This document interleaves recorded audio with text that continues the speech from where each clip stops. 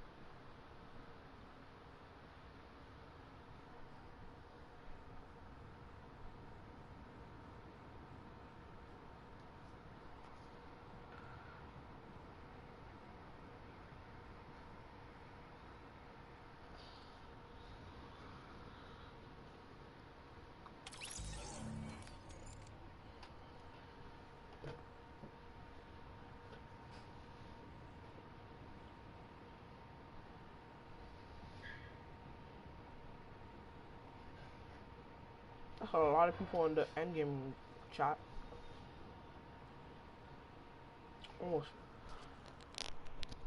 Almost 50 people in the endgame. That's crazy. He boxed in chat. Edit him down.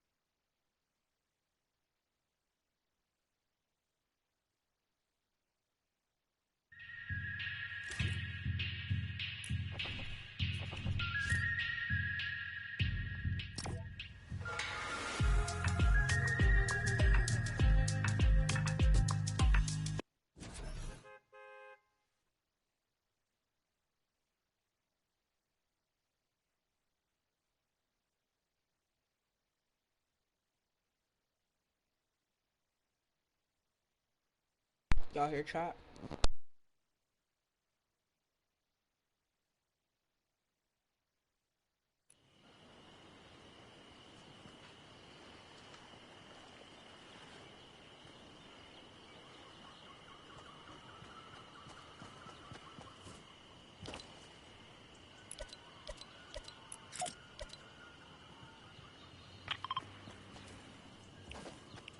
so many other people desperate, and that desperation comes through, getting taken out. Andalex went close down and personal with Vidil to maybe have a conversation with him, keep him down below, saying, hey, man, stop these retakes. At the same time, though, it looks like on the right side, I'm gonna turn off my mic so I can listen to chat. Height.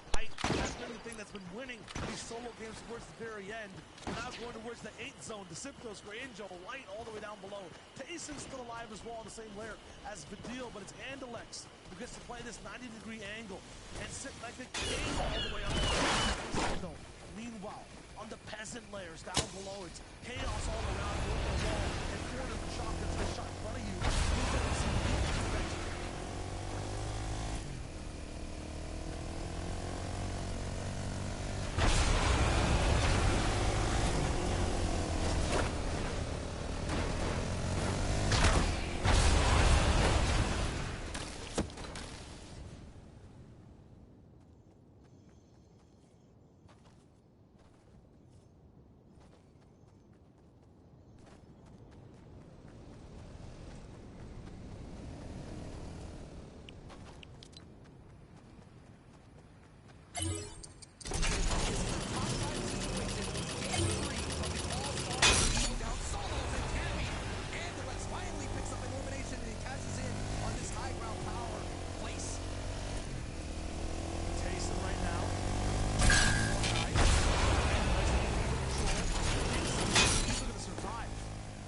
Exactly who can move in, and I believe Boobox is here too.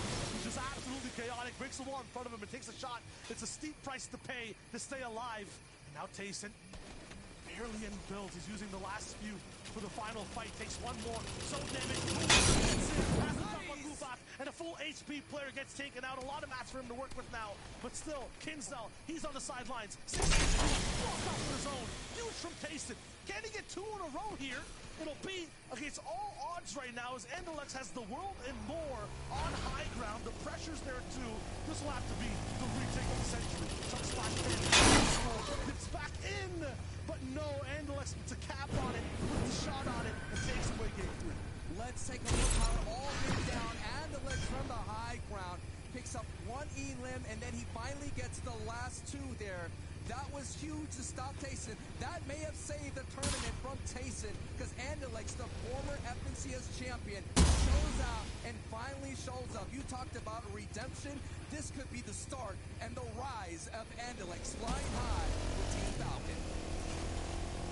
Absolutely. That entire game was just a roller coaster of emotions left and right. I was wondering, how would it look if Chapix had a chance in half an hour to play out?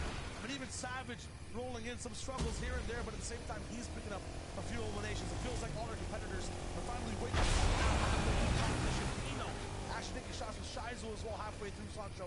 That was a game that had effects on every single portion of the week. The pressure is on the game.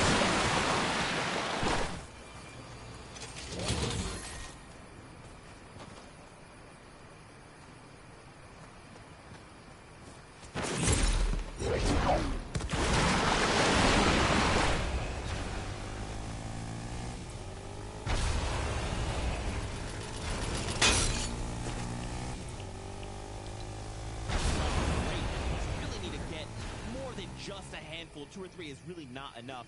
But Levin once again, Tayson, this invitation and solos once again back at it. Your prediction, and right now he is holding on to that #1 spot. And he got the victory on those extra little points might have been helpful, but honestly, Levin coming up and making it all the way into 2nd place, he's already won. That's a victory in itself. Well, look, you're sitting there above. You can't, be too safe. It's only game 3. 3 eliminations in the 2nd place isn't too bad, especially coming off a 1st place with 4 eliminations. And Alex did actually have 3 eliminations. 11th, just.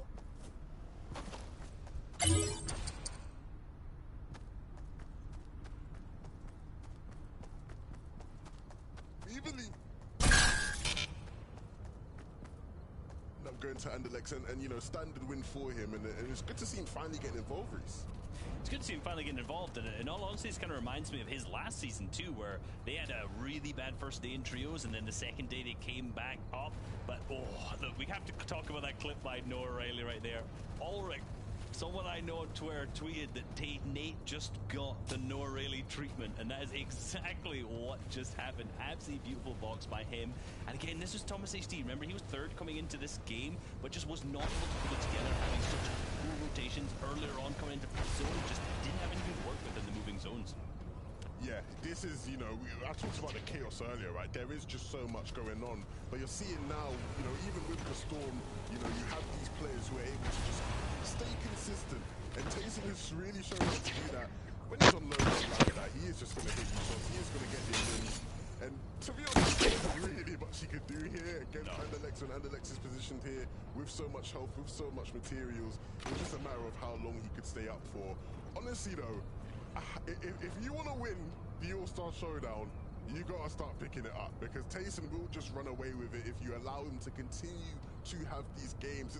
It's crazy because you look at the Olympian and you think, oh my gosh, this player's going down. He just left, and then right there, Taysom, yeah, in the end game, right?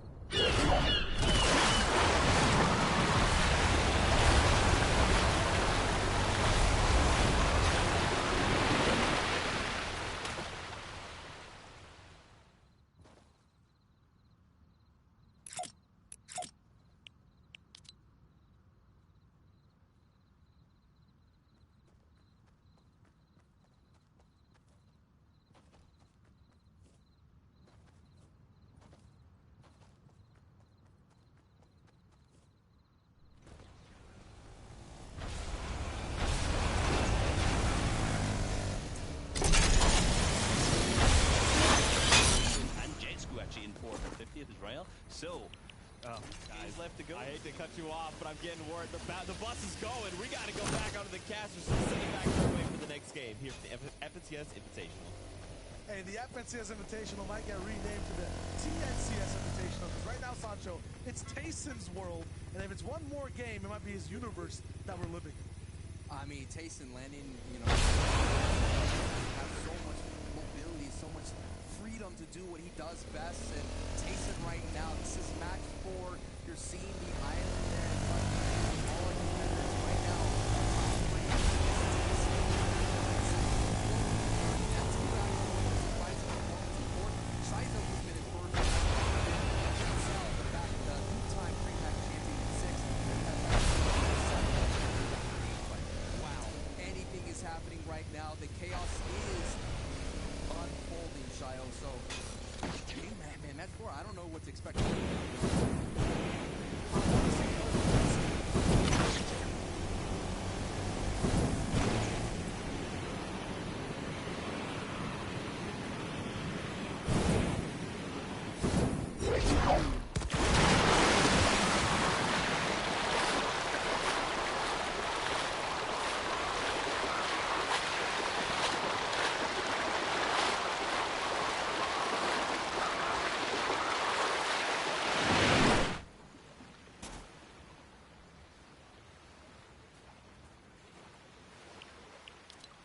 All the way through. One more wall separating Zaiku from just living or complete failure, and somehow he gets to run away again. That vault is not going to be a safe place for you to retreat to. Zaiku now on the back foot, being about to get knocked out here. Snazy now has the SMG. He does have those close quarter weapons to take his engagement. Last time we were tuning in, he only had an AR and a sniper. He closes that out, no doubt, seeing his former partner. In terms of his current trio mate, and Alex get the victory out, maybe give him a little bit more power. But now we see Joku, former teammate at Jetsku here, and in another battle with Panics. Oh, this is a strat I have not seen before. And while it happens, Pink actually takes out Benji this time off spawn. So that fight's also going back and forth. Did he end up sprinting there and have Joku hear him? I'm not sure, but the alpha position, I guess, is not going to work, or I guess he's going to keep going for it for a long amount of time. What is this? this is what solos can be sometimes, those ambush plays. I've seen they're being more creative. We've seen them at first start in bushes, but now it's like hiding on, I mean, it reminds me of Chapter 1, hiding on top of a door. You know, that you could do that. You could sit on that ledge. You could do what Jerky's doing, chilling in the bush, down here in the slopey swamps. There's just so many different ways that you have to be careful. That's what makes solos so treacherous sometimes, is that the stress levels are at an all-time high, because anything, any corner someone could be chilling in, someone could be hiding in the cone, someone could be watching a chest. We've seen someone bait launch pads. All that you have to account to, as we're now in this new landmark here down at the disc. Let's take a look at the replay of what happened to Benji Fishy here. And it's the same thing, but this time Pete just got in there. He got a big tag right there and just claws out Benji with the barrel stuff. Yeah, it feels like that's the difference once again between having a tack off spawn and having a pump. Pink just rolls in. Only has to just keep hitting left click on the target. Never has to switch. His fingers don't have to move on the keyboard hand, so he just has the best movement possible. Meanwhile, Benji hits that big 100 pump. Doesn't have the time to be able to switch again. It'd be sick if he could just shoot another shot, but Pink was there with it, slightly faster, and that just gets removed. This time, though, the game, it looks like it's a lot slower, Sancho. 95 people still alive, only 3 gone down off spawn. Penn's gonna be jumping into Misty once again and looking for any way to get loot and get out, but Pizza and Ardate here with so many enemies looming by. Okay, he gets a launch pad. You don't get to have too much of control of Misty. As I mentioned before, Hen winning an NAE Solo Cash Cup champion. I feel like anytime we're watching DreamHack, Hen's always causing a nuisance in the North American side of things. And Hen finishing first place in the Season 5 trios with Hen and Janice. I mean, now he's just on this retreat right now, and I'm just surprised here. This guy finished 4th and 10th respectively in the Solos and the Solos Invitational. I just think it's just one of those ones that's just a wash for him today. Talking about his heart beating 24/7 on socials. Really getting in basically versed inside all of this. He's really immersed completely in the competition. Because of that, every surprise, every stressful situation, it's even more nervous for the moment. But I believe in Hen. Critique as well, 34 points in total right now. He's about half the points almost of first place of Taysom. He has 69, close to 70. After some of the placement gets handed out in this game. A lot of these top contenders, Sancho, I think this would be the game where they have to have a stellar performance, or they're going to be looking to just get in the top 10. They won't have a chance to win the entire solo invitation. And definitely, Teak is kind of used to this kind of being by himself. They do that Cammy split, and you're usually by yourself for a while before you reconvene on that green bridge. And Teak is no stranger to the solo in the World Cup, finished 43rd, and of course he is a 3-time DreamHack champion, picking up 2 solo victories, and of course a duo with Seti. Here on the other side of Believer Beach, and now we see Nate, who got the treatment from Noah Riley. I don't think Nate will be a returning customer to the Noah Riley spa. I think he's done for the day and does not want any piece of that, but so far it looks like Noah Riley may be on the north side here. Now we're back here to Fort Crumpet, in a battle between Siberia and I think it's Jetsku underneath. Jetsku made it pretty far in that last game, so had a way to avoid this fight off the spawn. Looks like this time, though, when it comes to game number 4s, and we're rolling in and seeing exactly the adjustments people are making. Sometimes it's to get more aggressive. Siberia with what looks like 0 points right now, rolling in for today's tournament. He has to look to switch things up, has to look to get aggressive, but it's going to be hard to claim these walls to get a drop on a Jetsku. This man is really good at defense, and yeah, you can get a shot off of him, but now you've lost all control of the fight. You don't have high ground anymore, and Jetsku's looking to fight. This is a battle between 98th place and the current 4th place. So Jetsku, a lot more at stake as Siberia goes for the SMG dive, hits the bottom of the pool, doesn't be able to cash in on that one. 0 points from the judges on that dive. As Jetsku, you're right, the defense is there, but he's very elusive, very tough to catch. And now Jetsku now swings out. I see in the feed that actually Andalex, the game 3 winner, going down in the feed. So Andalex unable to string those games like Tayson did earlier. And that's what you're going to have to do if you want to have the big zeros added to your paycheck. This elusiveness comes at an expense, though, for Jetsku. So many mats invested here. That being said, he doesn't have to really use many more. Siberia is the one actually expending a lot of these resources to reclaim walls and while he tries to, that single millisecond of a moment that he's replacing a stair with a cone. Jetsku's looking for that shot. Boxed out now, though. Siberia goes for the bullet instead of the build. He will have a chance to shoot, misses, and that costs him. Now he has to reset into getting these builds down. This fight is taking a while. That zone, that first one, it's about 2 minutes since it's been rolling in, and finally hits these guys on their isolated fight in the top left side of this map. I mean, this is just going to be trouble overall, Sancho, for both competitors, even if they get an Elam here, even if they try to make it out. Siberia actually forcing the composure away from Jetsku. He was sick and tired of the fight, maybe running out of builds. He gets that Elam, and they'll actually be able to keep up with zone to get back in the game. 4th place going down early in match 4. Now we're on board with 7th place coming into this matchup. Kashiroki on the defense as well. Hen may be starting up as he takes out Mr. J. Vortex, one of our Elam leaders of the day, taking out Mappy. So Mappy is just inconsistent today. Hot and cold, taking out the names of the E region while getting taken out. And Flick actually cleans up that in the feed as well. But all eyes are on Taysom, and we're going to shift focus. And look how Andelix went down there. He just went dived and could not defend against Asterios. And we all know here's the Titans of the EU region, Vidil going down as well to Irezumi. Man, these guys are looking for that, you know, the big shot and the control, and they're trying to play chess, and then you have the opponents coming in, you know, and just flipping the board. They're like, we don't care. What a good lane from Asterios there as well, to just roll in with that shot. That was just amazing. And you've seen Irezumi, the keeper of the Aftermath, taking out Anas as well. So Anas and Vidil on the pickaxe right now of eliminations for Irezumi. And hey, you brought it up in your podcast, so I just want to bring this up. You're in the solos, you're going to have those box diving defense and offense. And right now we're seeing that. We're seeing players using those box dive, being uber aggressive, forcing the 50-50s. And we don't have that defense against it, and you're not ready for it. We see the ultimate price is being eliminated. Gonna have the entire package here. There's so many people who might not even be used to box diving, but will be forced to. They were trying to play passive. I'm not sure what Shizo's trying to do right now.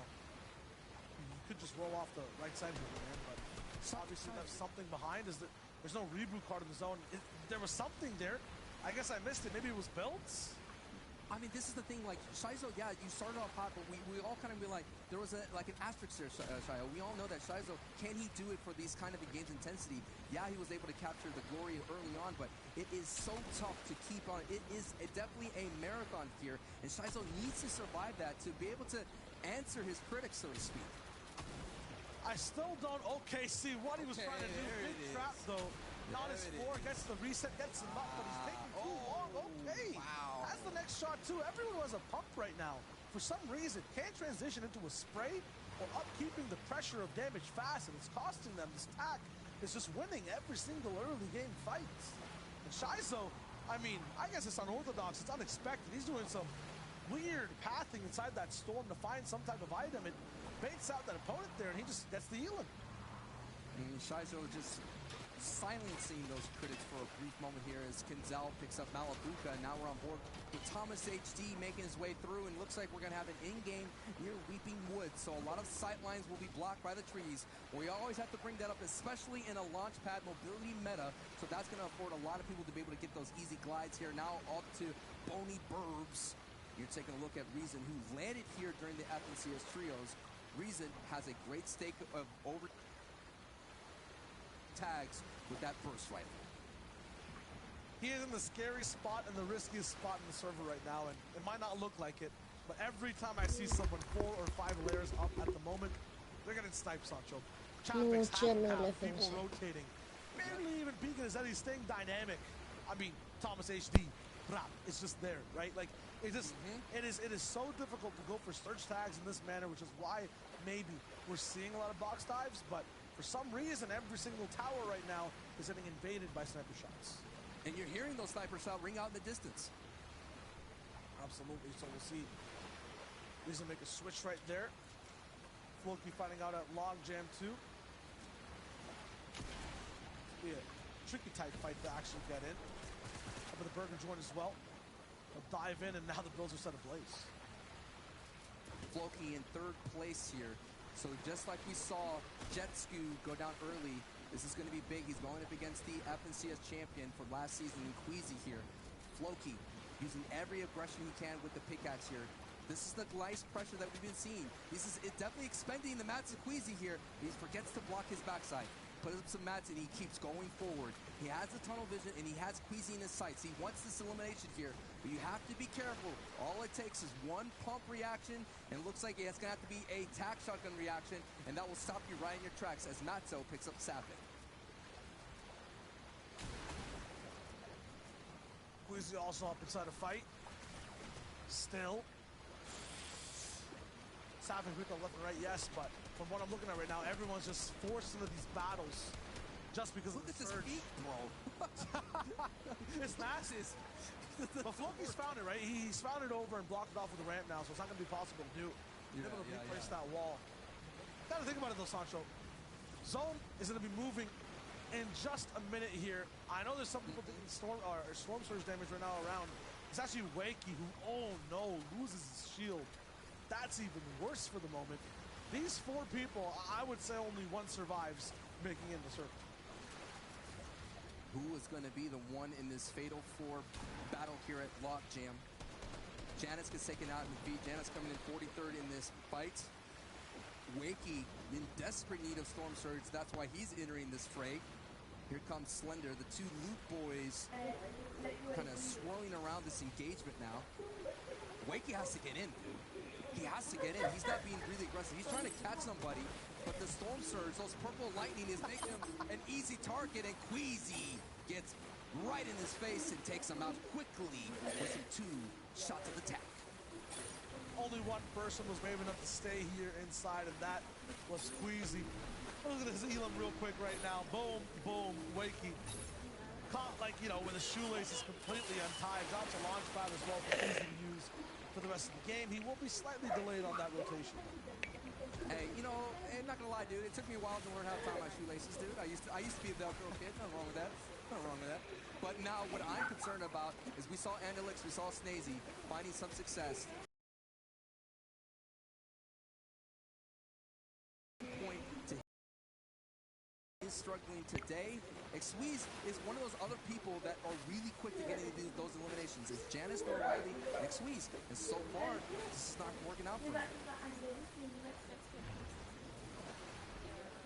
Vino 2 is looking to just stay up top, and let's see exactly where he just came from. I see the sniper in hand. Okay. That's slow motion, so I mean, that's basically a quick scope right there that he pulled out. Drops that sniper as well. This is one of the coolest things about having these like very risk-reward power weapons. Once you get an Elam with them, once you actually have that risk of keeping them in your inventory, you can get rid of it, Sancho, completely. You can set yourself up with that sniper as well. You can pick up a lot of, you know, hop poppers or different things to be able to use that sniper from different vantage points, and then drop all of it when you get one Elam, replace it with what that person had, and chuck splashes into the inventory there of Vino as he moves. We saw what happened the last time he had them in his inventory. This man took the entire tournament by storm. First place in total. The wins look good. Everything, or just the consistency, looked good in general. He makes it so far deep into the game. A 5th, 4th, and then 26th place.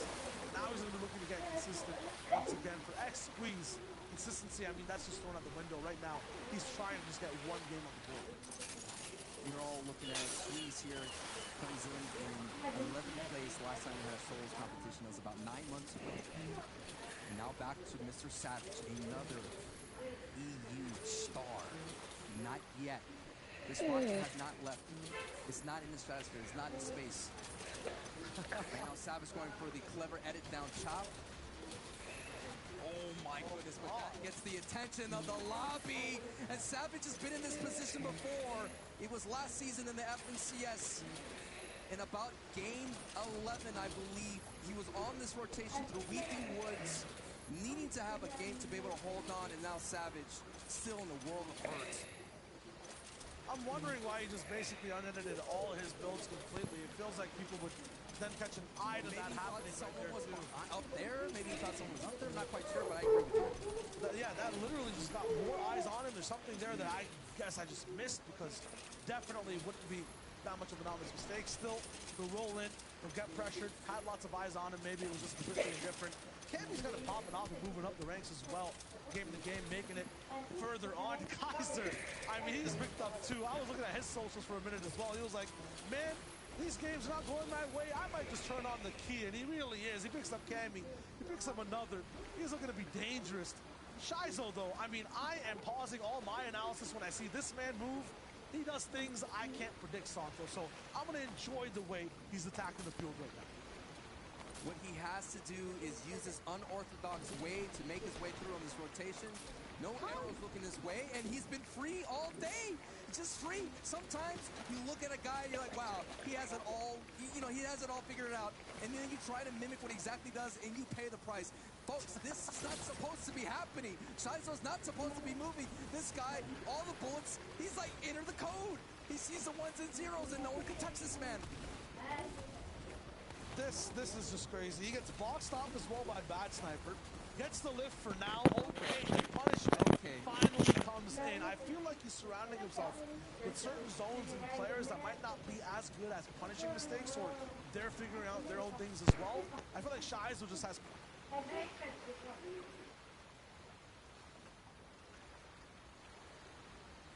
sees that easy box up and trap.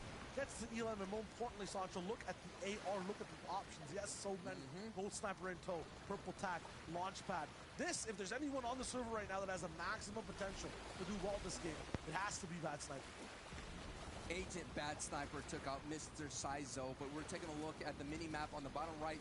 Look at this. Now, wow, Thomas AC actually pulls half and half, and a majority of the servers on the side. I was about to point out that the dead side there was not a lot of people here. Someone must have figured out that everybody has to be in this corner of the half in and half out. Half in the storm, half in the safe zone here. And Tayson still alive with 3 peppers. This is a recipe for success. And that recipe gets a little bit of splash of spice when he gets those tags on staff. Everyone was moving in. 200 AR is enough for him to actually do damage from long range. Has all the pressure as well. Go attack. Moving in as he jumps from build to...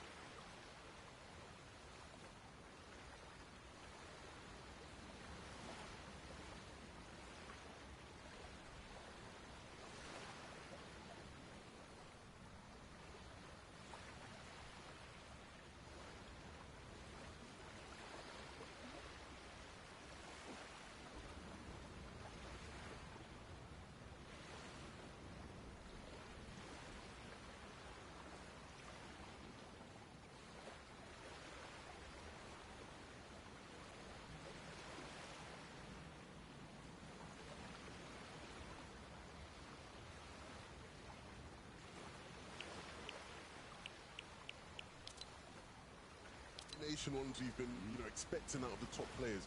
Thomas had a 7 elimination game in his first game, but Hen coming in there, sort of leading the charge and showing, look, I'm gonna pop off. I'm gonna blow the elim record out of the water, do you know what I mean? And I'm gonna really dominate like a top player should. So props to him there. I think if any of these other top players who are in that, top 5 at the moment can have one of the games like Hen just had, where you just have, maybe 10 plus eliminations and a first, second or third, it's gonna get real difficult to catch up. So, boys, we'll see, man. We'll see. We only have 2 games left, and then we are done with the action here from EU. But for now, we're going back into the game. So Sancho as Shy Wager, back over you, friends.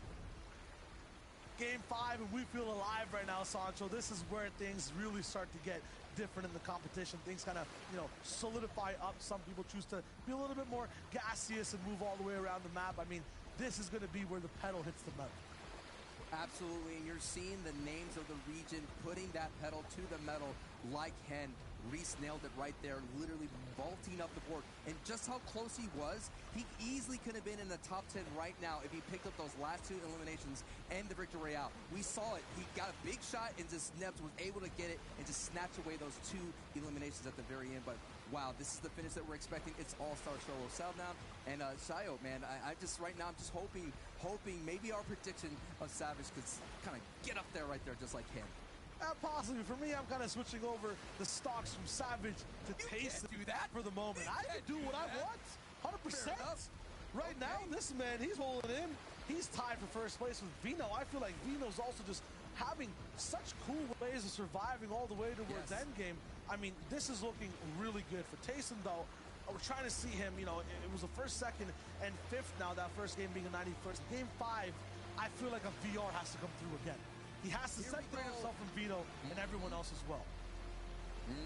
2 games left, my friend Shayo, and this is what's coming down to who's going to have those great games. Tayson, Thomas HD, and Vino. Your top 3 on the right side of the screen. Thomas HD, 7 elims, 11 2K brought up in a previous game. And you know what? We all thought that maybe Seti and Thomas HD would collide, but so far they're being a little bit more intelligent when it comes to this. They're not clashing. They're understanding that the north and south side will be, split amongst themselves. And at the same time, you're seeing Pink and Benji are doing the quite opposite of that, my friend.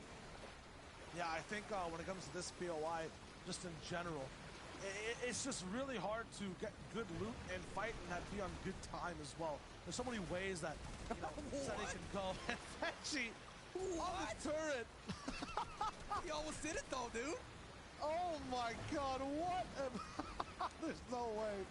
Oh my goodness, 1 HP from Pink at the end. This man, the engineer, I guess, taking Benji Fishy out. You can't use the turret like that, my friend. That's a lot of damage, though. That was a ton of damage. Benji almost had it. And though that is not a kind of one of those trap items, that is one of those things that permanently lives in the dish area, of course, to fight off the invasion. We saw the mothership. We've been seeing a lot of alien activity around. Of course, this is the cosmic summer that's happening, but right now the sun is shining on Tayson. As you see, first place right now, tied actually with Vino, so there is a cloud that is about to rain on his parade, and that is in Vino. But if Thomas HD, who's been seen, who's behind 20 points, he could be able to have a decent place and finish and elims to back that up as you're seeing the rest of the leaderboard unfold. Everyone's so much closer in every spot when it comes to solos as well. You never know when one person's been eliminated right off spawn and you can just make up all the points. Placement, many other places as well. But when you look at these games, Sancho, all the way towards the very end, they get heavily chaotic. Even bounce backs aren't free, right? You think that you have control of your lair. Suddenly, Fast Sniper's rolling under the wall. Suddenly, Thomas HD has the drop gun on you. Even over here in these fights, it seems like, Leonardo, this guy is so far away. Beyond's just big chilling, and the Legend 27 rolls in, just ends up picking them apart, makes the distance over, and is putting pressure on his walls already. This engagement's happening on the new POI of Corny Complex. It's one of those ones that you could have multiple people land out if you see Bad Sniper out in the distance. The Legend 27, a.k.a. Hycris, saw last season, came in 32nd place, battling Hen, Janice, and Chapix alongside his trio mates down at Craggy Cliffs, deciding to make a venture down into the new area of Corny Complex. And now things are getting quiet. This is kind of the MO of so far these solos here in the EU region. Kidney Cat's a little quiet here around that 90th portion. It was placement points is just a little quiet right now. They won't get doled out till we get to the 70s, but this is so interesting to see how there's still creatures of habit. The stats, the numbers don't lie. And we're seeing how the momentum, the rhythm of the game happens here. We're going to hit a little low for a moment, but that doesn't mean, as you're seeing, you can still be active. And the activation is here at Believer Beach. And I don't know, 4ZR, I believe, but Noah Riley's going to come down and give you that treatment that he gave to you, your former mate, Nate. Every time I see Noah Riley not have a fast fight, it feels like it's one that he can slightly lose.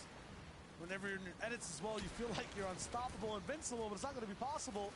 4ZR from the top side tried to actually drop down an elbow straight into Noah Riley's dome, but misses the shot. What an angle there to try to hit with as well.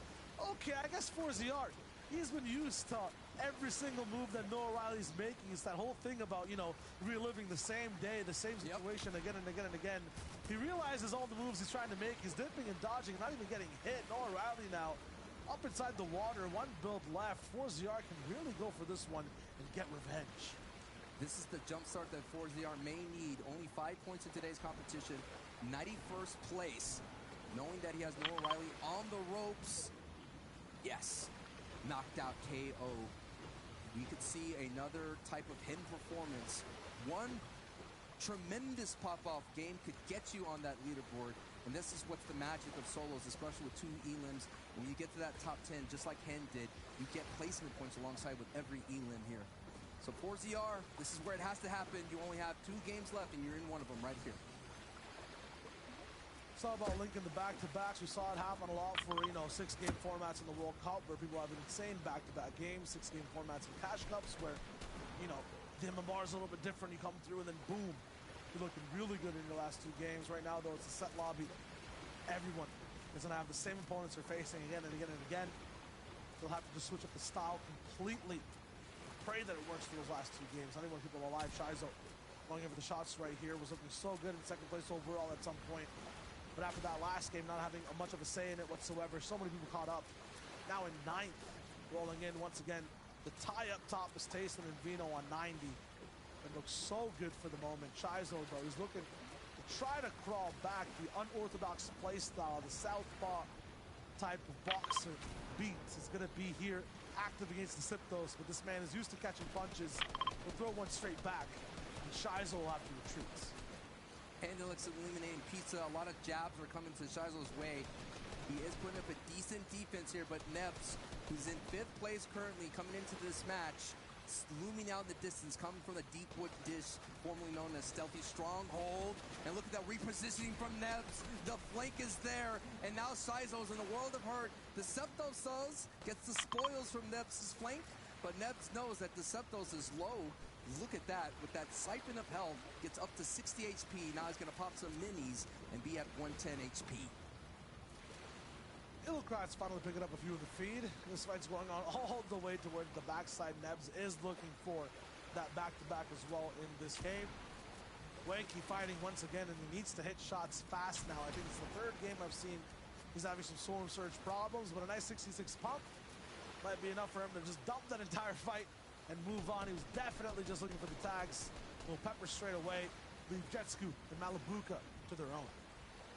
We go from Shizo to his other trio mate, Malabuka, and Jetsku, who went down early in the previous game, slipped down to 4th to 11th place. So Jetsku has to put his feet in the ground to stop the slide here. Malabuka, satisfied with those tags here, is just trying to let Jetsku know that he's still maybe left here. Jetsku understands that he's still in danger. Malabuka just waiting for some opportunities here. Now it's still quiet. Wakey, literally, that's how far this man is away from this fight. His way through. This is game 5 out of 6. Right now, Tayson's in the lead. Vino and Thomas HT. Malabuka, 15 points, 69th place. So that's how Jetsku seems to be always in danger of running into someone on the lower of the board here. This first time we're seeing Matzo here today. Matzo having a decent day, coming into this fight with 24th. And Matzo has been picking up elims here and there. The run so far, Matzo is at 21st, 19th, 60th, and 70th place. But so far, 4 elims total for the day, averaging 1 elim a match.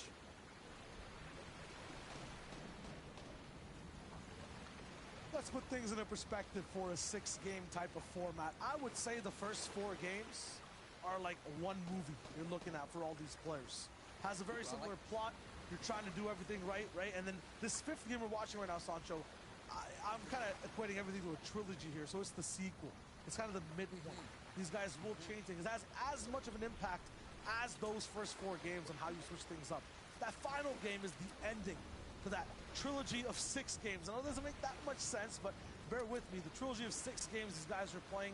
In this one, though, this is where a lot of that development is done on changing things. A lot of the things you were used to in the first 4 games, you know, expectation, subversion, it might change completely. So we'll see maybe Stompy, who's been a little bit more aggressive the entire time, slow things down and look for easier shots. We'll see Panix, who's been waiting for Jaku 24/7, right? And being patient, actually being the one taken out first. And so in this second movie, in this 5th game, we'll see a bunch of that change and surprises and big twists you might not be able to be used to seeing. And then that game 6, that final movie, Sancho, that's where things are the most memorable. You see the best, most legendary moments. This one, though, I'm just expecting a lot of these players to do things differently. We're looking to add another star to that championship walk of fame that's happening right here. Joku may not be that star today, but still making it this far in terms of earning his stripes in previous FNCS lets him know that he's still someone in that top echelons, that top 1%, so to speak, when it comes to the number of players in the EU region. Blackout in the distance, who normally comes in from Lazy Lake. But Joku has some work to do to move on through. We definitely have to keep an eye on the top 10. Yes, here he is. This is the top 3 that we're looking at. This is 3rd place in Thomas HD, sending out beams all the way through. And this is where his accuracy, I think, affords him a lot of freedom at in-game. This game will be a response to the 4 that he's played before as well. We're talking about sequels. What is Thomas HD going to change in game number 5 that he hasn't done in the first 4 games? He's been looking to actually react to tall bases, take snipes, get damage. But at the same time, because of that, he hasn't been in control and at a spot to actually win out games or be at the best hype spots in half and half. Vino, meanwhile, Sancho, he's kind of hidden in the shadows and maybe taking height where it works. He's been looking for retakes himself as well, but he hasn't been the point man, the front runner of the lobby. As a result, Tayson has so much room to work and just catch up with Vino at every moment you think that he has the advantage and opportunity. In this game, Vino will have to look to shut out another player, not just be a part of the shadows and then go into the light. He'll have to take control, but that comes with big risks. Vino, as you've seen that stat fly in, has the most elims in the top 15 in this, and that was 4th place Kinzel. Right in front of him, I don't know if you wanted to pick that fight, that is a 2-time DreamHack solo champion right in front of you. And of course, we all know Kinzel, all the way from the World Cup solos, coming in 30th place, so that's the old guard versus the new guard, my favorite thematic story when it comes to Fortnite. It seems as though every tournament, Shiles, there's always a new name making some noise. You talked about those OGs, understanding who Vino is, but now, if Vino could add the signature championship underneath his belt, that would definitely, what I like about solos is like a great tryout for future trios or future kind of squad games, whatever that comes down the line. It's like, wow, this person did really well in solos.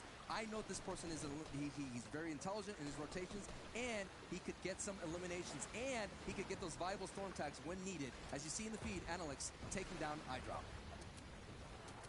It's funny you actually mentioned that as well, though, the whole, you know, you do well in solo, so people pick you up for team modes. I feel like when you're actually rolling in with that narrative, a lot of that doesn't happen a lot of the time. Solo's skill might not actually translate to team play as well. A lot of stuff you have to do in solos is very selfish. A lot of the times you have to play for yourself. A lot of the times comms aren't involved either. So these guys, they have that raw skill that's coming in and definitely will be the points to, you know, be curating that skill. But, you know, some people have both sides of the coin available. Kinzel, very good in team modes, very good in solos. They have the whole package. I think in Vino's case, finishing 20th place in Season 5 of Chapter 2 would kind of pair that to that. You know, that would be the complementary factor to answer it. Yes, he does decently well, and here is a nice crafted Storm Surge here. Ooh. It's going to deal 25 damage, and it's at the same time, it's going to give a kind of a big target or bullseye on your back, understanding that you're going to have some pressure from above here, as you see in the breakdown of 70, 50, 30 players all ending on the respective storm circles here, and we will do our best to keep you up to tight of what's going down when it comes to Storm Surge. And is usually you'll see the lot of action, or as you like to call the spinning tops, collide when that is revealed, and that's what the deal has to deal with. I'm going to wait for a second. Nope, that man is one above and is in danger. He's out here. On your screen, it's very easy to say the what. To truly learn, you have to understand the why. Basically, there's builds, there's passivity in the game. You want to make sure people are getting aggressive. You want to make sure it's not just boxes all the way around. Servers can handle things too, so that Storm Surge has to be there. It forces Vidil to make smart, aggressive decisions, and it gives us gameplay just like this. He takes one tag, but at the same time, takes 3 action out, will be 95 damage above, and that's the why right there. You get the fights you like to see across the Fortnite map. Storm Surge allows for people to do that, allows them to use their brains for certain strategies on how to get damage. It's a huge portion of the game. It's not always on your screen like the health bars you see right down below, the 97 and 100 on Thomas HD, but that 66 above on the right side, I would say, is even more important than all the shield and health you can have in the world.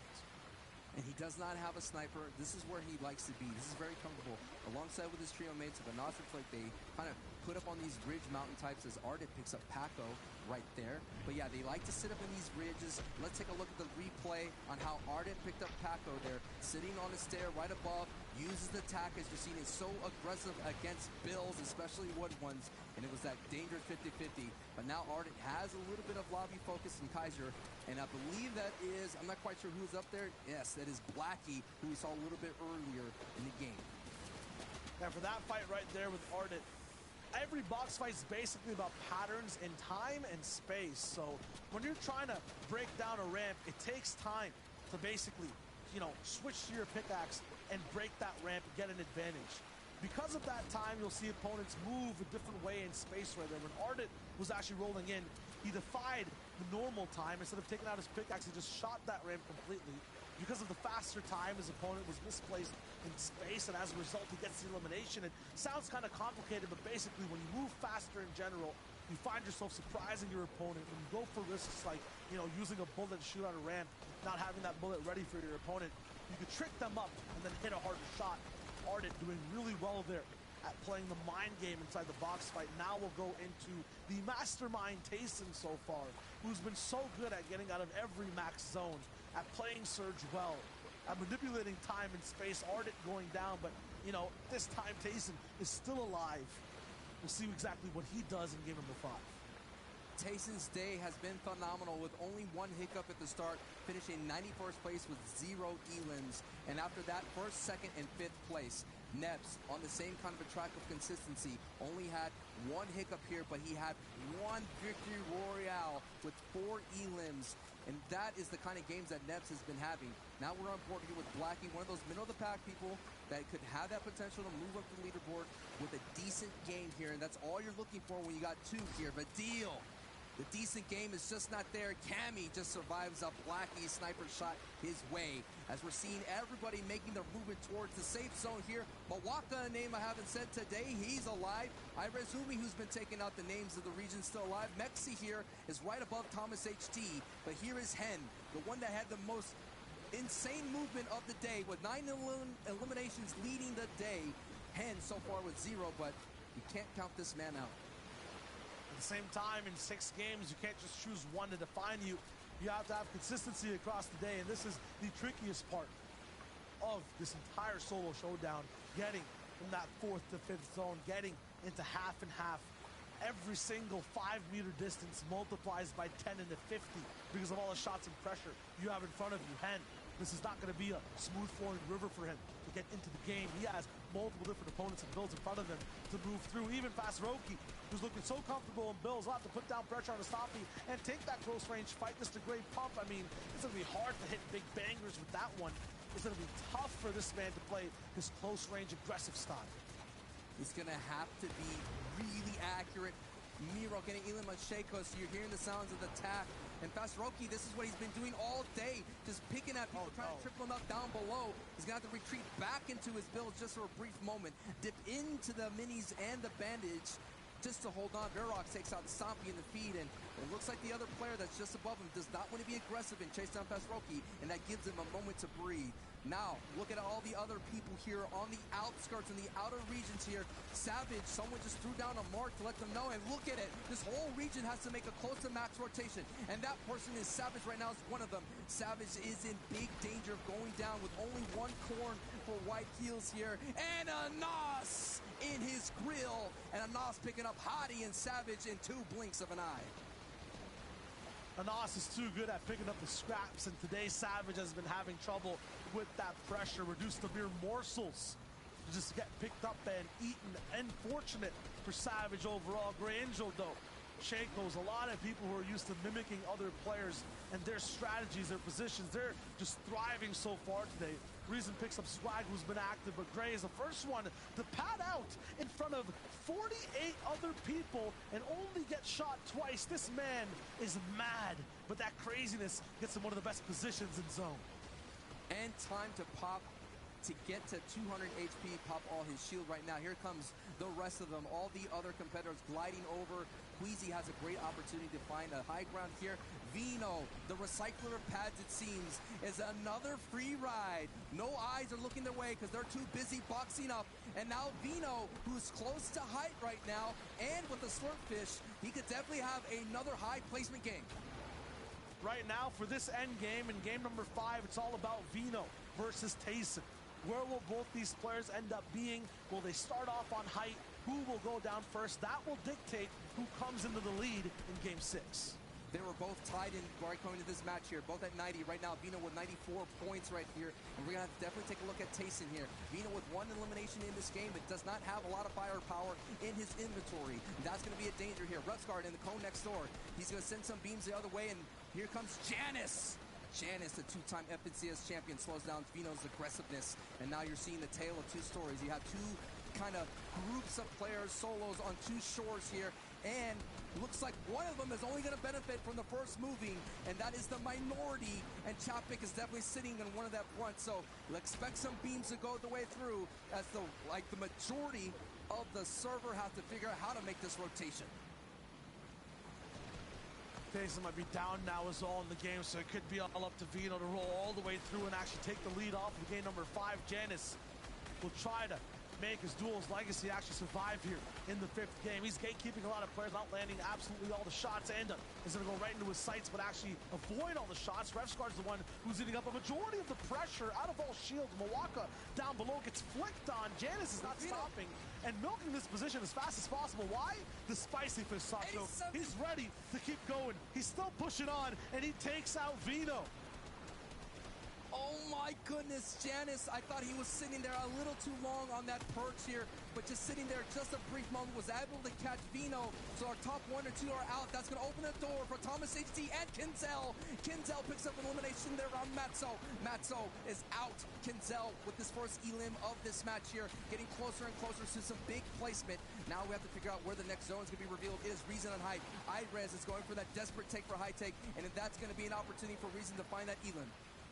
95 points is the lead right now, but both players who are there are kind of out of the running for game number 5. Everyone who's alive right now is looking for that maximum amount of placement. The VR, but as well as the elims. Chapik's and Teak mid-air fight. No shots landed, and he boxes up a pad right in front of him too. Oh no, this has to be a very, very fast and precise edit for Teak here to move in, and boom, it's perfect. He moves all the way to the front side of the zone. As he does that, though, Blackie takes over height, stops down Savage. Reason does not have enough of the damage to keep up at the same time. 70 players alive. Kinzel is up to 73 points, taking out Game 4's winner, Nebs. He's taking every single person that has a chance to steal away points just out of the running. With 75, he needs 20 more to catch up to our first place spot. That is it. It's on the line right there. This is match 5, and Kinzel is getting closer and closer to the top 3. Has his sights on Michael. Michael just avoiding the pressure here. Now Kinzel with the edit here. Blackie's at height. Setty's on the front side. Janice on the bottom on the low ground on the front side of the storm. And right now Michael's going down, and Kinzel having to make a big leap coming from height. But let's see if he's going to be able to pick up Knifer. No, he has to turn his attention and move forward because he cannot stay too much on the backside. Fifth height retake comes through, and now Reason holds the crown. At the same time, it's taken him a little bit of time to get it fitted to his head. Finally, there on height SETI, right below a mid-ground demon. It'll be tough for him to exercise this man right there. 2 layers below. Tripper is looking for the big shot. It's sneaky, and Janus gets clapped in front of him. He's looking for the back-to-back steals in AR, and now has the big firepower to play low ground in the zone. Moving around the left. Trippin, really good at playing these spots when he's solo. He's looking for the clutch. It'll be up against 3 different players. Looks like Kenzel went down. Reason coming in from 60th place. This is another pop-off game that we're watching right in front of us. Tripper here, sending in the pressure on the low ground, but it's Reason with 5 eliminations there, with only 1 build, looking down below. Another Elim, actually Reason picks up Sapphik, so another Elim going over to Reason. Reason with the tags on Tripper. He's going to be able to close this out. It's a 1v1, and he does! 7 eliminations and the victory royale. What a great finish, and he really needed that game. Only 18 points after match 4, and look at the glow up from a veteran of the EU region, Shayo. A holy beam from above just takes down SETI completely. The hardest part of this game, the main focus for Reason, was getting height. Everything after that was a bonus, a mini game, and this man had the high score, still goes down, gets that final Elim. Huge from him, but what a funny game in general, Sancho. It started out so weird. It feels like everyone was still serious, had all their changes. What's left now is the end, the game 6 that's coming up. Everyone has tried everything different. They'll be all on the line here to see who becomes our solo Showdown champion. You said it, game 6 is just around the corner. We're not yet done breaking down game 5. We have Reese, Levin, and Seek to do that. Let's go. Guys, thank you so much. My goodness, this was, Levin Reese, this was a very interesting game.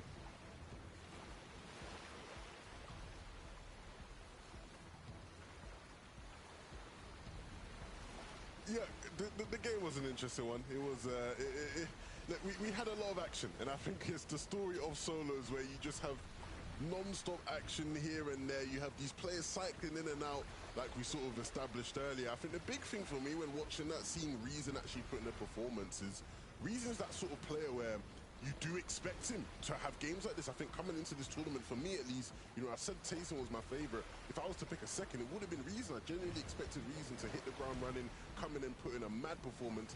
That will push him into contention. The look at him there, and said before this game, I believe he might have been in like 60th. So that game alone has pushed him into the top 10, which is crazy because now this final game is massive, Reach, right? We have Vino who's overtaken. He's in first place now. Tayson, you know, closely behind. Kinzel's really good game. That game pushes him into contention as well. You know, this is who he wants to take in this final game. Whoever has a big game out of these, you know, sort of top 7-ish players has the chance to just really steal the whole show. Yeah, and let's be real. Coming to the final game, we want to see who wins this tournament. We're not sitting here thinking who's going to come 5th, who's going to come to 10th. I know those are huge prize pools, huge moments for these players too, but in this moment, we need to look at who is going to win. Vino and Tayson right now, only a 3-point difference between them. The last game was actually such a surprise because they both ended up being eliminated so much earlier than we thought they would, right? This was way, way deeper than they've been kind of in the previous games, getting top 5 so repeatedly. And that allowed Kinzel and Tripper to kind of catch up at that moment, be super close to them in the leaderboards, to be able at that moment, right, to be in the contention. Because before this, they really were close, but not saying, okay, these guys could win it. So going into the next game, we have to keep an eye out for these players. We have to keep an eye out for Vino. We have to keep an eye out for Tayson, Kinzel, these players who are in the top 5, who have the ability to be able to win the entire tournament. Well, I think now, right, the big thing coming into this last game is that it is sort of a 3-horse race between those 3 players, Kinzel, Tayson, and Vino. It's going to be one of those that sort of pushes to take that first place slot. But the thing that has me a bit jaded, Reese, is we just saw Reason come from 60th place into the top 10. He's in 7th. Do you know what I mean? Really and truly, a big game from anybody across the lobby could push you into massive increases in pricing, right? It can push you into that top 10. And so it's just going to be about watching who steps up in this final game, who has the ice in their veins, who has the ability to pop off the way we just saw Reason do. It's going to be an interesting one. I don't envy the casters here trying to follow all the action that's about to take place, but I will enjoy watching it. That's for sure. Yeah, if Reason do a back-to-back victory royale, that could be very close to a first. at least like a top 5, right? You know, like it's pretty close for sure. And I mean, that's the biggest point game we've seen on the day. 44 points. I mean, look, Fortnite, if Fortnite sent me, taught me anything, anything is literally possible. We could see a 45-point game in this next game, but this is what's at stake here, boys. First place, $150,000. But take a look, even just coming in top 10, that in itself is still quite the achievement. Look at this prize money across the board. So my eyesight is definitely on top 10, but you guys are right. I want to see who walks away first. Zeke, you know, if things were to have ended, right, just here, Reason would have had 4,000. Going into that last game, Reason would have been finishing in 60th, what? Exactly. 4,000. That game alone would have given him, what, 50? Like, what are we doing here? Like, really, I shouldn't be on the battle bus trying to get into the game. Like, one big pop off. Like, look, I'm not the best player, but I'll do all I can to get the one big pop off to move up in prizing. Do you know what I mean? And I think anybody else in the game should be looking at that and looking at that potential. Like, look, I might be in 50th right now. I'm not out of it. I can still make loads and loads of money here. So, you know, this last game is pivotal to a lot of people's tournaments. Yeah, it's pivotal for those players who are down on the leaderboard, but let's be real. The championship, the big $150,000 is more pivotal for some of these players like Vino, like Tayson, like Kinzel, like Thomas HD, like Trippern, who are in our top 5 right now, who are capable, who are ready to take the championship crown and be ready for it. I'm very, very, very excited to get into the final game. Well, friends, let's do it. It's game time. One last time from EU in the FNCS All-Star Showdown. Shia West, let's get it. Shia Wager and Sancho West on the mic. Thank you so much, Zeke Levin and Reese on the desk. This is close. This is the most grand tournament of the year. And Sancho, this is where it all comes down to. Look at the total points. 95 in first place for Vino. 3 points separating them as well. Kinzel, 15 points separating that first place. We've seen the major pop-off games from Hen. We've seen it from Reason, who's sitting in 7th place. It's all on the line. This is the final moments, and I feel like this music just amplifies that. It's like acquisitive state that we're all in, and we're trying to solve this answer, this problem that we have with the ultimate answer of who is going to be the FNCS All-Star Showdown Solo Champion. It's happening here. It's happening right now. Put everything on pause because things are about to get wild. Let's go. Game 6. It's time. This is that final stage, the last question, the fully final game of this huge, I would say, game show. You know, who wants to be 150,000 air, basically. There is no photo friend option. It is solos completely. Once again, Diablo taken out, Flecken over at the Shark. Vino, 95 points. He went down inside that 5th to 6th zone rotation. Unfortunately, when it came to reaching the end game, he did not get to get a majority of the placement. That was his chance to get away from Tayson. They'll be locked arm in arm, first and second place, a 3-point difference. That's one story that we have to keep an eye on. Now we're seeing Noah Riley, part of the trio mate of Reason, and Reason, his partner, is doing really well in the 7th place, but that's the thing that I'm worried about. I'm surprised. Vino is literally landing at Boney Birds alongside near where Reason is. Reason must have changed his drop spot. Now we're taking a look at some of the names of the Reason. We're seeing Benji Fishy up there in this dish area. Kinzel is the one that can make things happen. 3rd place. And Kinzel, I'm surprised, dude. We were talking about being that acquisitive state, answering difficult questions, and we're all wondering, can you win an FNCS championship from Coral Castle? Why, yes, you can, my friend. Why, yes, you can. Hey, Max, you get close, right? You get so close. I mean, I'm hyped up to see if this man can do it. We've seen him win other big tournaments before against some of the top players in the world right now. The Benji Big battle, I mean, this is just for personal pride right now when it goes through. These guys are so far behind individually. They can still roll up and get the tiers of prizing, but I feel like they're going to still battle it out over and over again. Benji's just had one of those days that was, I know I've been using the word question a lot, but we're all wondering what was going to happen to him today. What will he do in a final set lobby type vibe? We all know he's really well at solo cash cups and things of that sort, and we thought that there was a glimpse, a moment that he was able to outshine just to show the world what he's capable of, but it just wasn't the day-to-day. Not at all for the moment. Vortex finally going down. There's also always that one person, Sancho, right? That starts off the day, They look so good overall. They affect a lot of the people rolling in.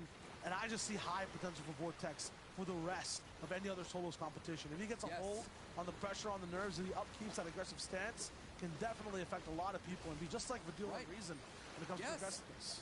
I was going to say that. He was going to be a Reason Vidil 2.0. And that's the thing when it comes down to it. It's just a matter of having that experience, getting that underneath your belt. And we thought that experience will be able to be something that him could kind of ride out. But it's just does not have enough gas in the tank here.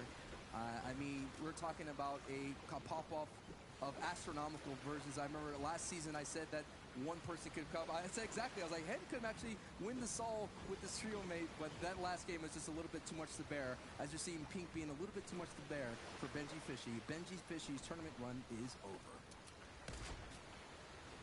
Had a good showing though, some fun on some turrets. It was a nice time to watch overall from Benji. We love to see it. And now we'll see Vino just getting all his loot together. That hot flopper there for him to make that 4th to 5th zone rotation. It's huge, making sure that no car is able to drive around for free. You'll see how close things are from 11th to 20th. It is a 5-point game.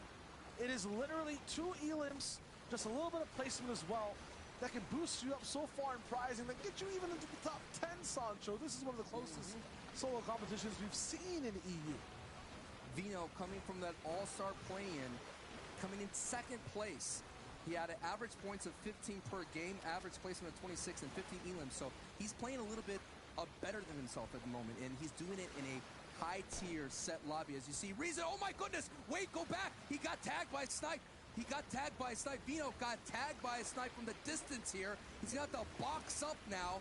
This is a very dangerous position here for our 1st place. And he has to dip into that, but oh my goodness. That could have been bad if someone saw that, dude. If someone heard that shield crack, Reason was literally within an earshot him in that main tower there, Boney Burps. You all know that. All I heard, it's just one of that, and that is just the dog whistle for him to go in after and eat. Not this time, though. Vino's far enough. But because of that snipe, he might be moving in a way that he didn't actually plan to before. I mean, we see what happens when Reason finds someone at their draw spot. We've seen Reason go all the way down to Weeping Woods to find a certain type of elim, but Vino will box up. He'll be slightly out of sight, which is the most important thing right now. You can hear the builds that he's making, and that sniper's coming from the way backside, so he went that way basically to avoid any of those shots. And I love this intelligent play right here by Reason, understanding that majority of your points here will happen at in-game. Yeah, that's 2 points right there, but it's not worth getting. As you see in Cammy eliminating Seahorse, it's better to survive as long as possible. As I've said it before, it's that top 10. You get placement points for every elimination that happens or occurs, and if you get that elimination, you get basically 3 points. So as you see, Shaco's honks the horn and says hello to Reason. Now this will be an opportunity that Reason may take for it and take out Shaco's. Possibly. You're talking about the 2 points you might not need. Very good breakdown from Reason as well. Moving over. He loves that topside pressure. And this time he'll keep it unorthodox, jumping all the way into the box almost straight away. It's so tough for Shaco's to know exactly where he's coming from. Oh my God, Reason. Just so perfect, but he dives a little bit too far inside. Takes a little bit of damage. All that is just a water splash in the face to wake him up. He's living in here. He's breathing in these fights. He loves being inside these positions. You do damage to Reason, it's a little bit of a bump. It gets scary for you then because you know you've rattled the beast. Now, we'll see how he attacks this one right after the fact.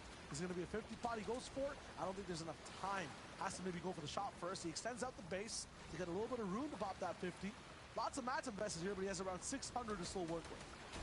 Also has a couple of eyes his way. Someone else is entering this fight. The third party, it is Swag. Swag, a name we haven't seen today on the broadcast feed. This could be very dangerous for Reason here. Had the 44-point game, vaulting him from 60 to 70th to 7th place. This just shows you how much power Reason could have and how much potential he could have in this and shake up that top of that leaderboard. No doubt anyone that's in the top is watching, and we all know it's tougher to hold on to a lead, Shayo. You play a little bit closer, things get a little bit tighter.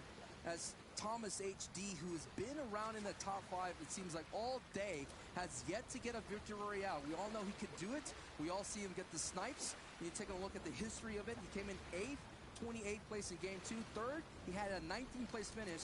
6th, and then a 64th place finish. So some inconsistency, but still on top of the board for most of the day. Let's put the numbers aside and talk about the way Thomas HD has been playing today. This form of being in towers, going for snipes, it's been his first 4-game plan. He dodges one slightly from the left there as well. That could have been his entire tournament run done right there. He's coming in at 5th place overall today. In that 5th game, he switched things up by being close and personal, going slightly more for box fights or getting aggressive with the AR rather than relying on the sniper. He's taking down people like Chapvik's on height in the 5th zone. He's affected these games, and I would say more of a way than people in the final zones even have in the 1v1. So Thomas HD has been huge so far as a passive, overlooking watcher. In this game, though, he's going to have to get a little bit more close and personal. He's going to have to grab height himself. He's going to have to sacrifice the pressure he loves putting on the entirety of EU if he wants to get a high placement.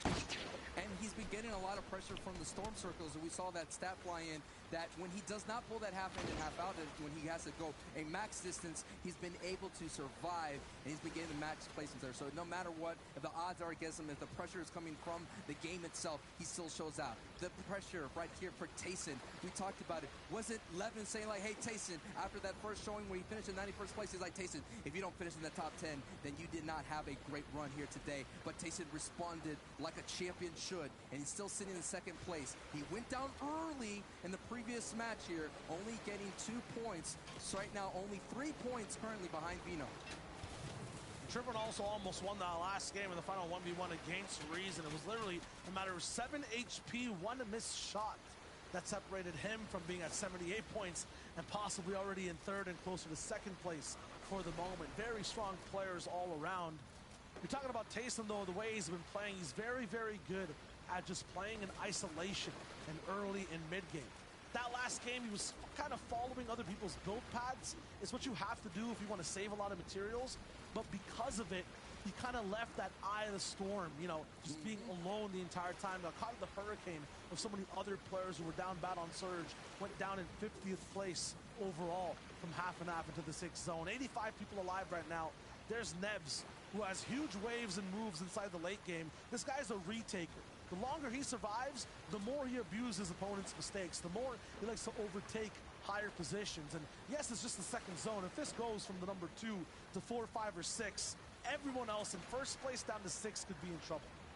And this is Nebs' backyard. He's used to making these rotations. He understands the Storm Surge plan for here, coming in 11th place with his trio partners of Bubak and YZ in the previous season. And hey, maybe he's taking the momentum. He finished 3rd place in the UEFA Euro 2020 Cup, so it doesn't matter. We all know, you know, it's not a traditional set lobby. You have to work your way through to some opens, but still, if you're performing well there, that means you're in prime position to have a great day, and that's certainly in prime position to not only to add some zeros to that prize check, but maybe add a comma or 2. The UEFA Cup definitely was a huge wave of practice for a lot of players. At the same time now inside Game 6 with the best players in the world, even your old tried and tested patterns, they get put to the ultimate exam. Bubak, he's used to being close on walls, dealing damage on unsuspecting enemies. Julex, though, he's got kind of like a trip alarm set over with those ramps. If you want to see a sight light on him, you're gonna have to shoot those builds first. Very smart for him to stay away from any looming low ground shots from people like Bubak. Tensions are at an all-time high. Game 6, Vino. All eyes are on this rising star. Gets gifted a supply drop here. Let's see what he gets. Okay, gets a very valuable launch pad. We've seen him recycle so many launch pads as Andalix gets Kiriachi. Kiriachi picking up Nate. Vino at 95 points, so still unable to break the distance between himself and Tayson. Still lurking just a little bit behind that is Kinzel in 3rd place with 80 points. Man, right now what I'm watching too is the, I don't know, very beneficial Fortnite gods right now who've made every zone basically be ultimately central or somewhere near the center POIs. It's giving everyone a chance to really playing out these games. But at the same time, these max zones are really hurting a lot of players because a lot of people are side by side. You're moving up with at least maybe 15 people sometimes on the same layer or on the same path. It's very, very difficult to solo. Zelocrats going down. That'll be his tournament run for today. Storm Surge active again. These players must deal damage. Tayson won't be one of them. This gas station has the best damage prices you've ever seen on the island. The quick come and go is going to be looking really good overall with that 146. Tripper, though, this man's out of fuel on the pressure. 29 below. Might be Virox he has to affect here. Possibly take out his run.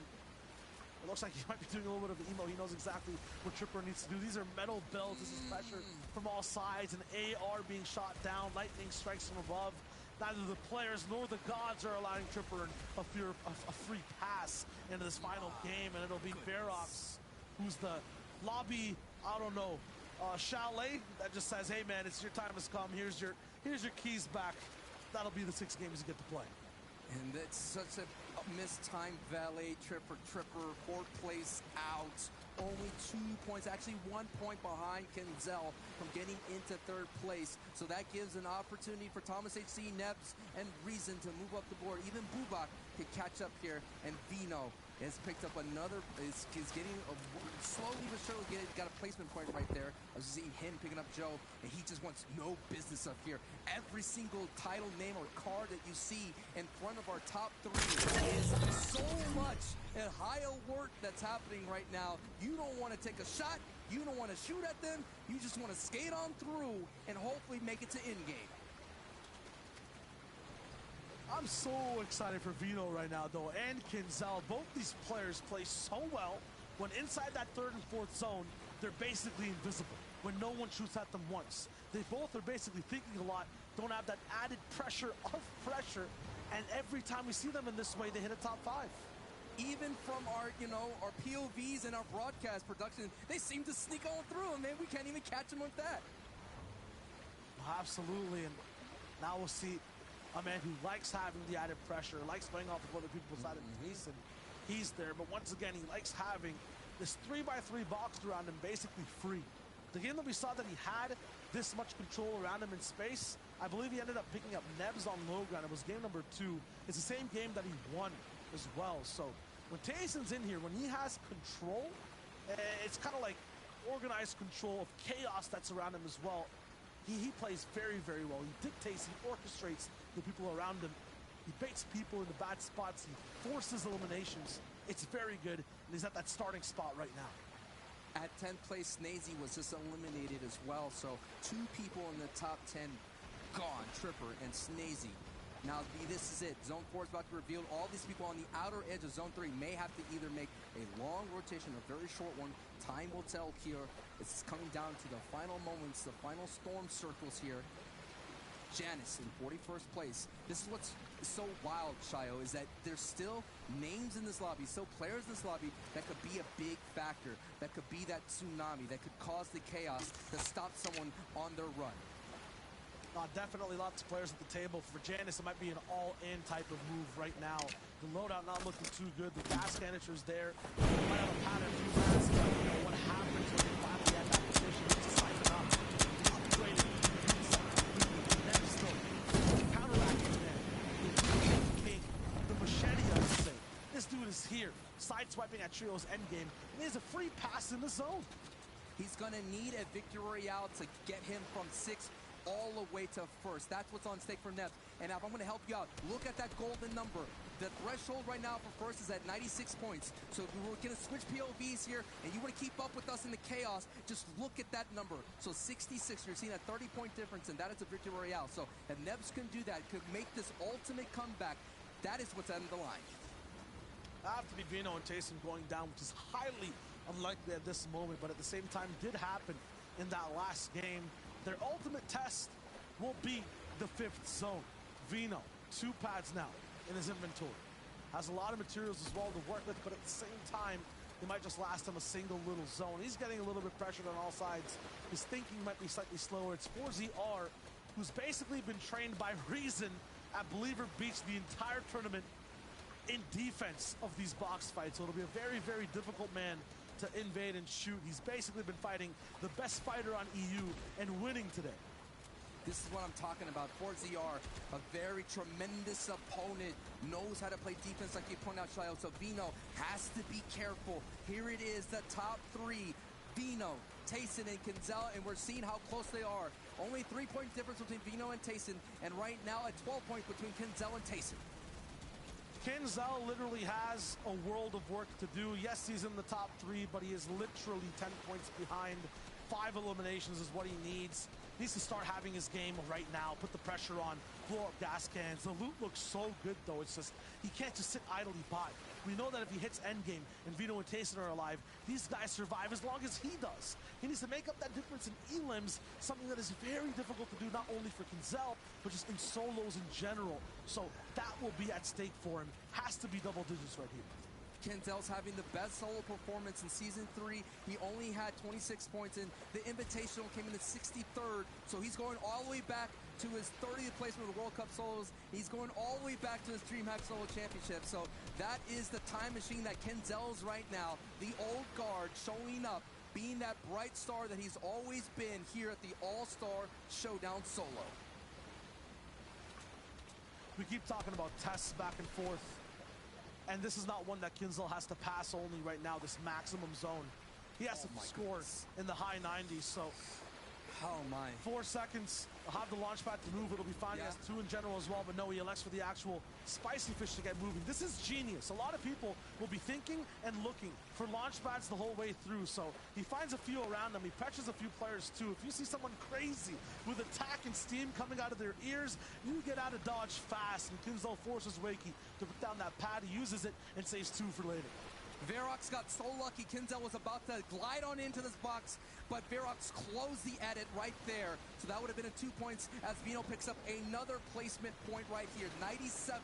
So everyone else, though, that's still alive, that's right behind him, picked that up as well. So the lead has not grown yet. Eerie silence in this last game. 49 people alive, but you don't hear a single AR being shot for more than 3 seconds. Everyone is waiting to see where this zone will go. Will it be Reason who has the advantage? Refsguard that takes control, or Tayson who slides away unscathed in this end game? He will have somewhat of a pull here, but I believe it's Vino on the bottom left side of the map who gets that max zone pull. There he is. Slender, Trulex, Andalex, many big names above him. But this guy is the king right now. 97 total points, a 3-point lead for the moment, and he has the biggest chance to hold it on the low ground. This lobby is about to crash down on Vino right now. Tayson and Vino have more top 10 placements than any other player right now. This is difficult. Vino has a hopper fish, has a pad.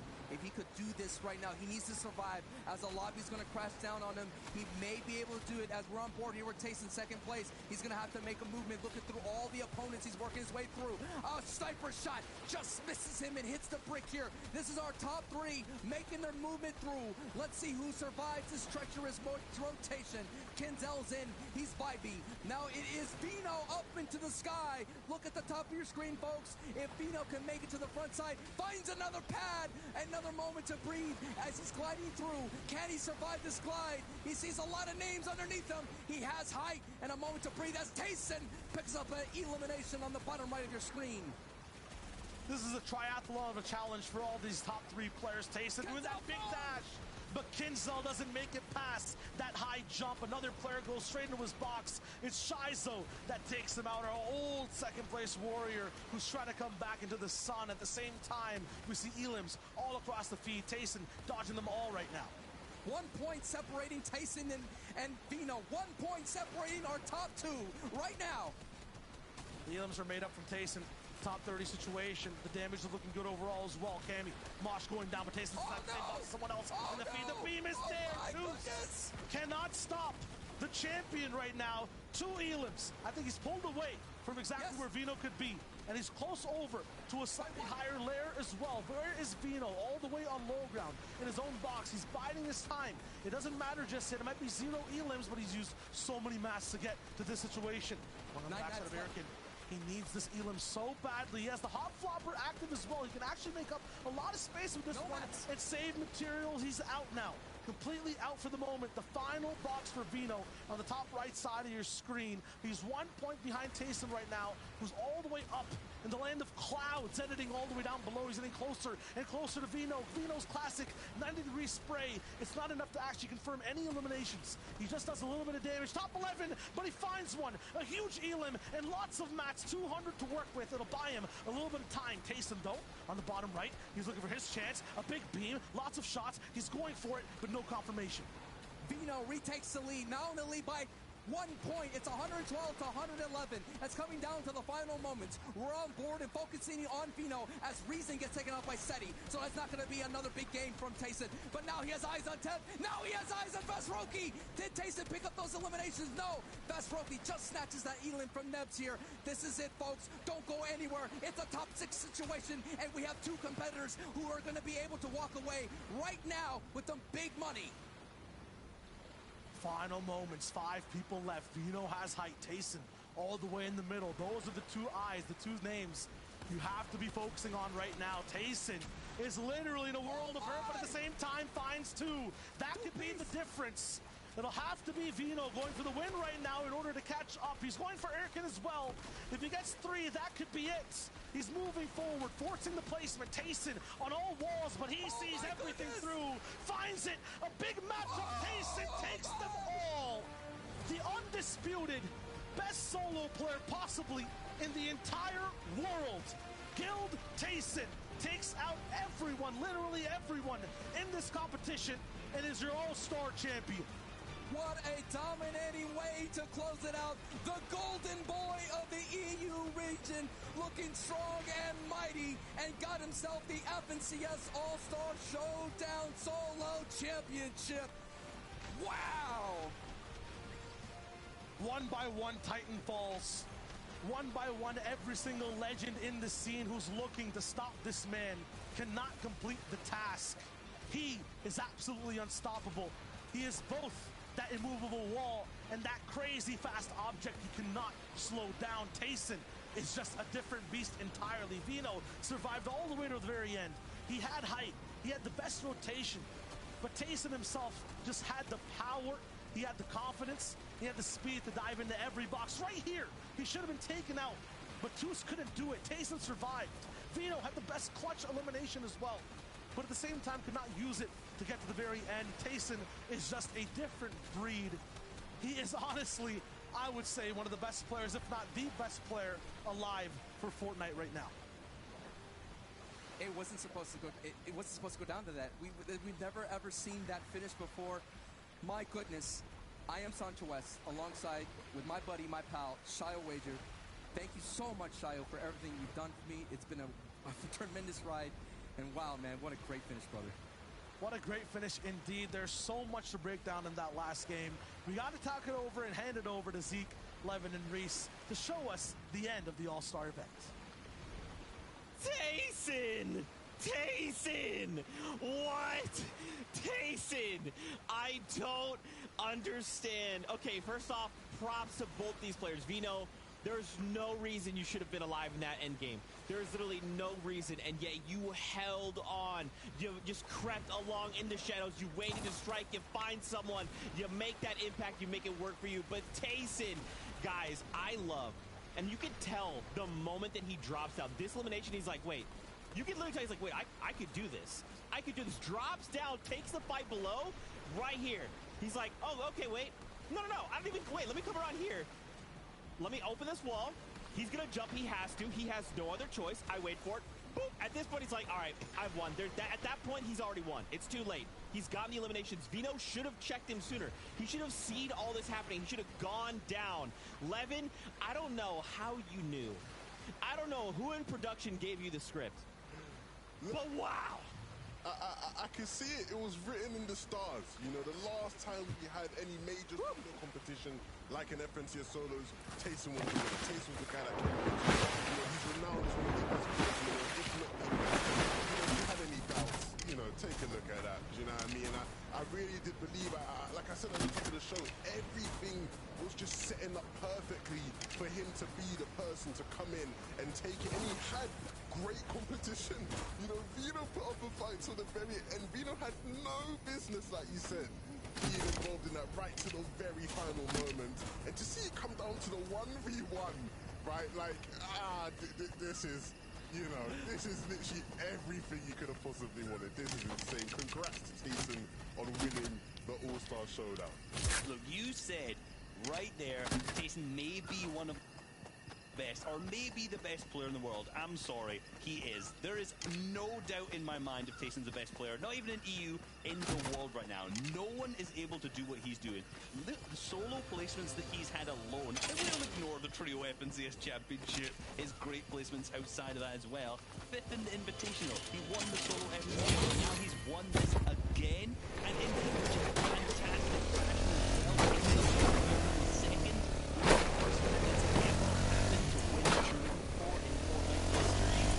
A huge tremendous opinion, and I'm sorry, in my eyes, I have to take the corner off the back, but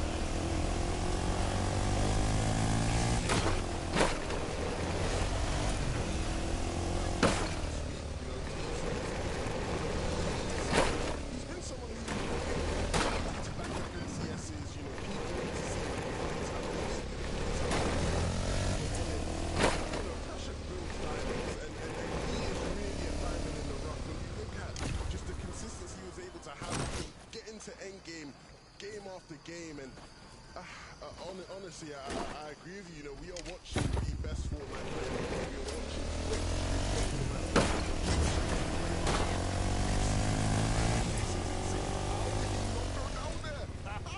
I don't even get it. Like, my mind is blown. My mind is truly blown by what Tayson has been able to do today.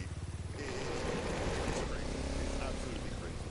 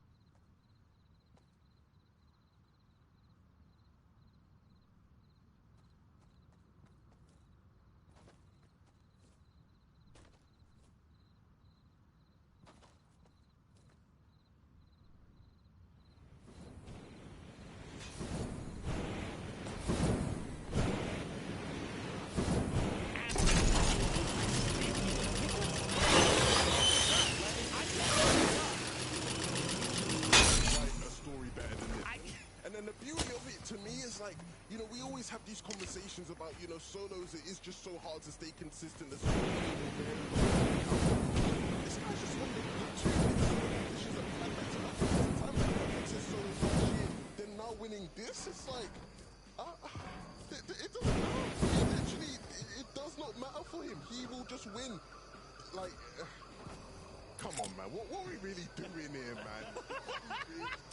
Inject it, baby. Let's go. Like, Tayson's just a ghost. Like, Well, Deuce is chat. What can you say? Hope you have a nice day. I think you've nailed it. What can you say? I think I've already mentioned.